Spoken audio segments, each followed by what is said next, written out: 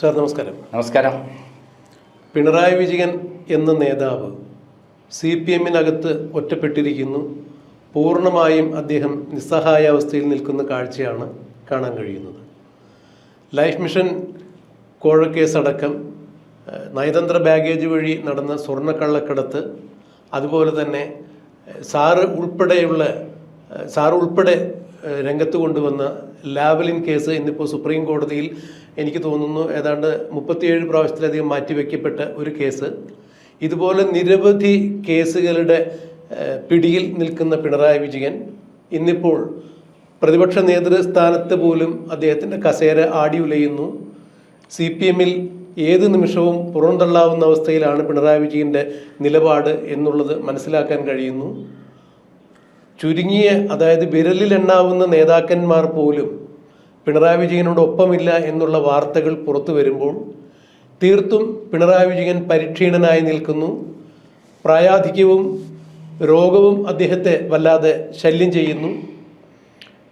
ഈ ഒരു സാഹചര്യത്തിൽ പുറത്തിറങ്ങി നടക്കാൻ പോലും അദ്ദേഹത്തിന് കഴിയാതെ വരുന്നു. കാരണം CPM എന്ന പ്രസ്ഥാനത്തെ ഇതുപോലെ മുച്ചൂടും മുടിച്ച് മറ്റൊരു നേതാവ് CPM-ൽ ഉണ്ടായിട്ടില്ല എന്നൊക്കെ അദ്ദേഹം പഴി കേൾക്കേണ്ടതായി വരുന്നു. എനിക്ക് നന്ദകുമാർ സാറിനോട് ചോദിക്കാനുള്ളത്, ഇപ്പോൾ ലാവലിൻ കേസ് ഉൾപ്പെടെ പിണറായി വിജയനെതിരെയുള്ള അഴിമതി ആരോപണങ്ങൾ ഉയർത്തി കാണിക്കുമ്പോഴും വ്യക്തിപരമായി പിണറായി വിജയനോട് യാതൊരു തരത്തിലുള്ള ശത്രുതയും പുലർത്താത്ത ഒരു മാധ്യമപ്രവർത്തകൻ എന്ന രീതിയിൽ നിഷ്പക്ഷമായി ഒരു അഭിപ്രായം പറയുകയാണെങ്കിൽ ഇനി എന്തായിരിക്കും CPM-ൽ പിണറായി വിജയൻ്റെ സ്ഥാനം? കേരള രാഷ്ട്രീയത്തിൽ പിണറായി വിജയൻ യുഗം തീരുകയാണോ, അതോ പിണറായി വിജയൻ പൂർവാധികം ശക്തിയോടുകൂടി ഇനിയും ഇടതുപക്ഷ രാഷ്ട്രീയത്തിൻ്റെ വക്താവായി തിരിച്ചു വരുമോ? എങ്ങനെയാണ് സാർ ഇതിനെ നോക്കിക്കാണുന്നത്? എത്ര മുണ്ട് മടക്കി കുത്തി മലമുകളിൽ എത്തിയാലും പിണറായി വിജയന് ഒരു കയറ്റം ഉണ്ടാവില്ല, ഇറക്കം തന്നെയാണ് എന്നുള്ളതാണ് നമ്മൾ മനസ്സിലാക്കേണ്ടത്. മുമ്പ് ചരിത്രം ശരിക്കും പഠിച്ചു കഴിഞ്ഞാൽ നമുക്ക് കമ്മ്യൂണിസ്റ്റ് പാർട്ടി, മാർക്സിസ്റ്റ് പാർട്ടിയുടെ ചരിത്രത്തിൻ്റെ ഭാഗമായി ഓരോ നേതാക്കന്മാരെയും പാർട്ടിയിൽ നിന്ന് പുറത്താക്കിയുള്ള ചരിത്രവും അതിൽ നിന്നുള്ള ചരിത്രവും എല്ലാം പരിശോധിക്കുമ്പോൾ സത്യത്തിൽ എന്നോ പിടിച്ച് പുറത്താക്കേണ്ട ഒരാളായിരുന്നു. പക്ഷെ ഇത്രയും കാലം അദ്ദേഹം പിടിച്ചു നിന്ന് അധികാരമുണ്ടായിരുന്നു, പണമുണ്ടായിരുന്നു, അതേപോലെ പാർട്ടി ഉണ്ടായിരുന്നു. ഇപ്പോൾ എന്താണ് സ്ഥിതി? അധികാരം പോയി, തോറ്റു തൊപ്പിയിട്ടു, പാർട്ടിയും നശിച്ചു.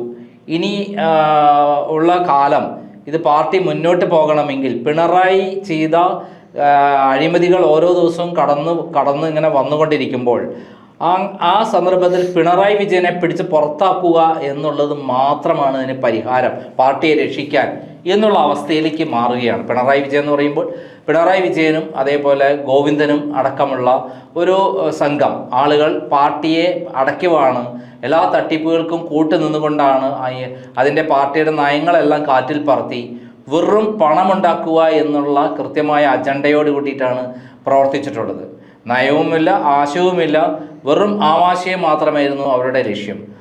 അതിലൂടെ ഉണ്ടായിട്ടുള്ള തിരിച്ചടികൾ ഇപ്പോഴാണ് വരാൻ പോകുന്നത്. നേതാക്കന്മാർ തന്നെ, അന്ന് മിണ്ടാതിരുന്ന നേതാക്കന്മാർ തന്നെ, ഈ സത്യങ്ങളൊക്കെ കൃത്യമായി അറിയുന്ന നേതാക്കന്മാർ തന്നെ ഇപ്പോൾ അത് വിളിച്ചു പറയാനും തുടങ്ങിയിരിക്കുന്നു. നേരത്തെ അണികളാണ് ചർച്ചകൾ നടന്നപ്പോൾ എന്തുകൊണ്ടാണ് ഇലക്ഷനിൽ പാർട്ടി തോറ്റത് എന്നുള്ളതിനെക്കുറിച്ച് താഴെ തട്ടിൽ മുതൽ ചർച്ചകൾ നടന്നപ്പോൾ പിണറായിയാണ് കാരണം എന്ന് പാർട്ടിയിൽ നിന്ന് താഴെ തട്ടിൽ നിന്ന് പറയാൻ തുടങ്ങി.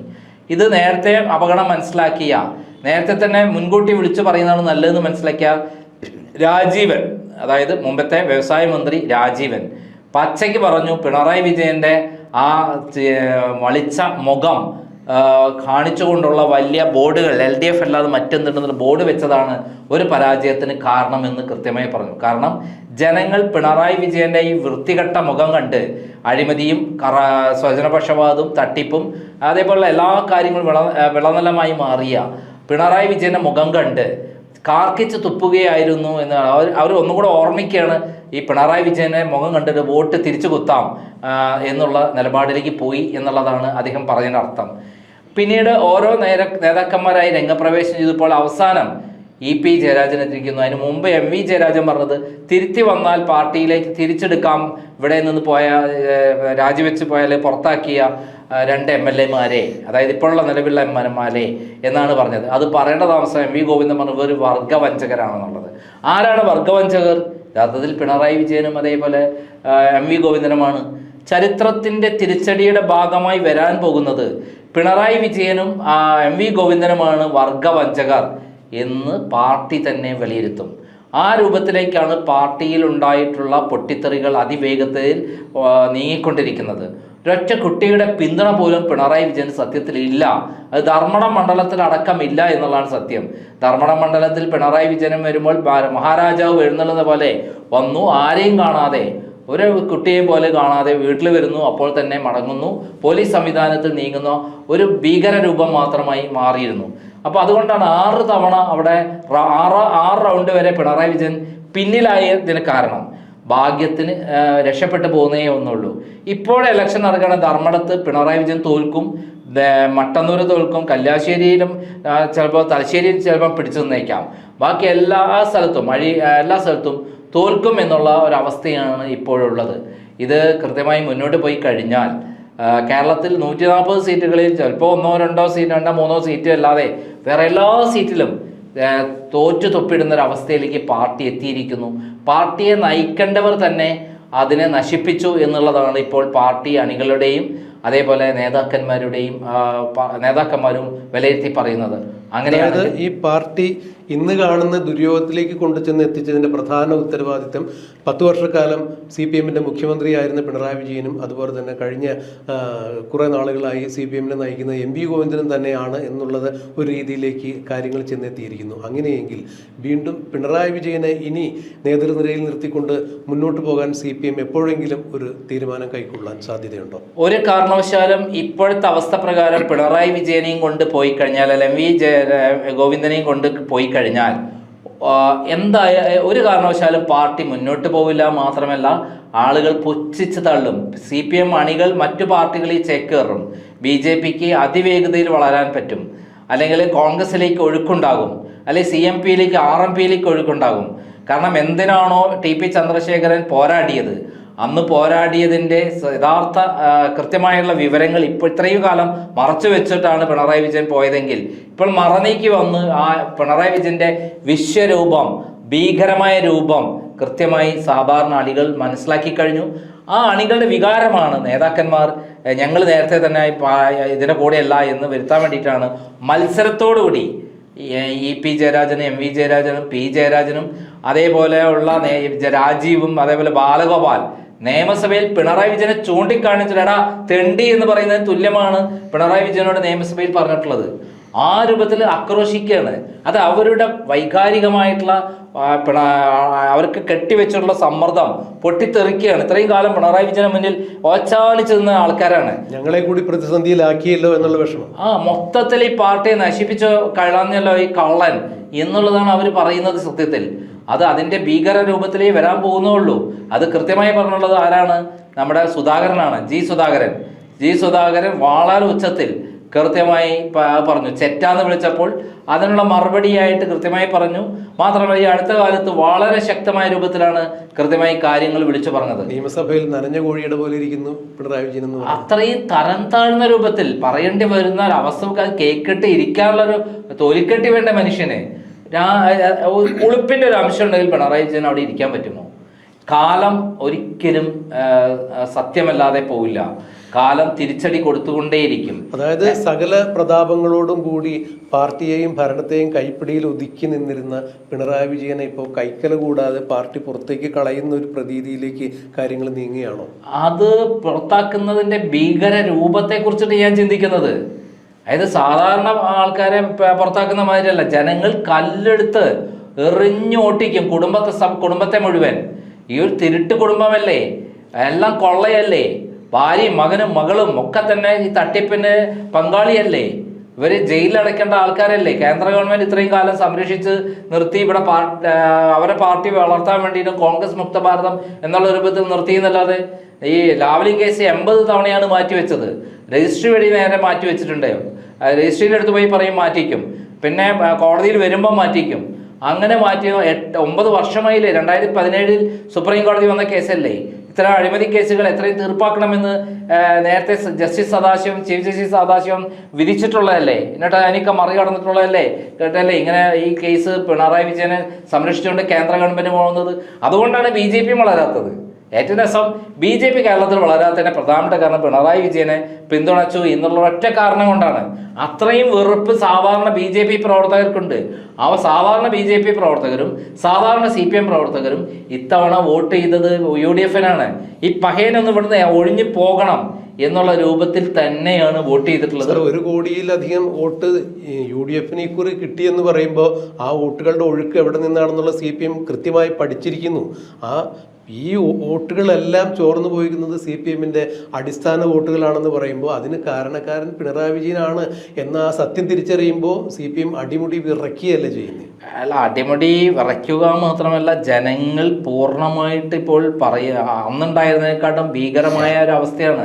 ഇന്റലിജൻസ് റിപ്പോർട്ട് പ്രകാരം 53% ആളുകൾ VD സതീശനെ പിന്തുണയ്ക്കുന്നു എന്ന് പറയുമ്പോൾ അതിന്റെ അർത്ഥം എന്താണ്?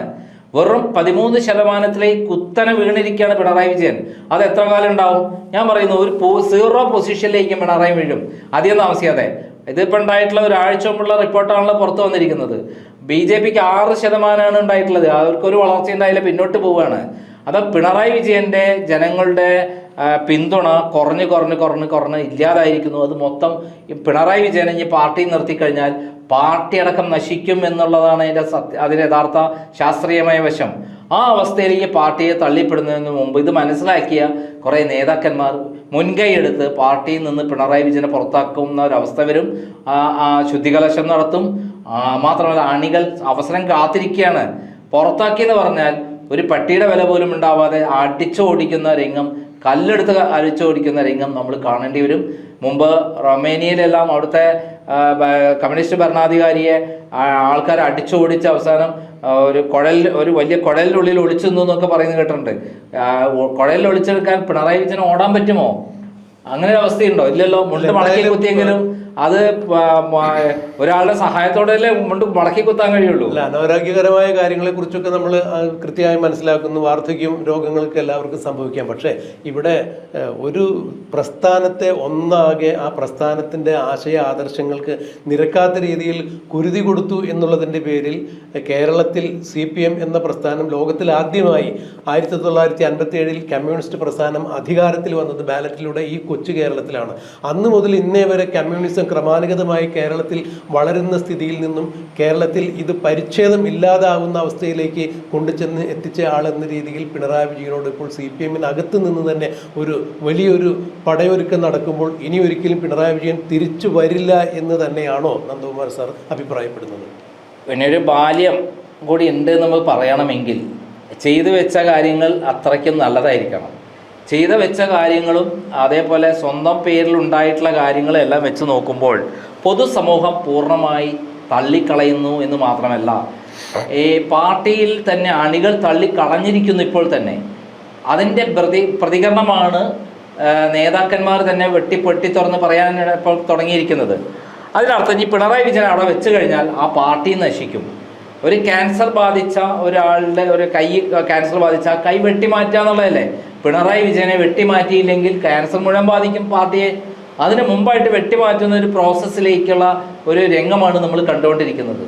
അത് വെട്ടിമാറ്റുന്ന സമയത്ത് നമ്മൾ കാണുന്ന രംഗങ്ങളൊക്കെ അതിഭീകരമായിരിക്കും. കാരണം ജനങ്ങളുടെ രോഷം കൊണ്ട് ചിലപ്പോൾ കല്ലെടുത്തെറിഞ്ഞ് ഓട്ടിക്കുന്ന രംഗം ഉണ്ടാകും.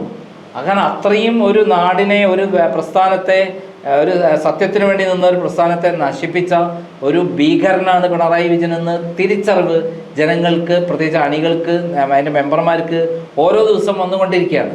അതാണ് സത്യം. ആ പാർട്ടിയെ രക്ഷിക്കുന്നതിന് ഭാഗമായി പിണറായിനെ അടിച്ചോടിക്കുന്ന രംഗം നമ്മൾ കാണുക തന്നെ ചെയ്യും. അങ്ങനെയെങ്കിലും പാർട്ടി നന്നാവട്ടെ എന്നുള്ള അവസ്ഥയിലേക്ക് വരും.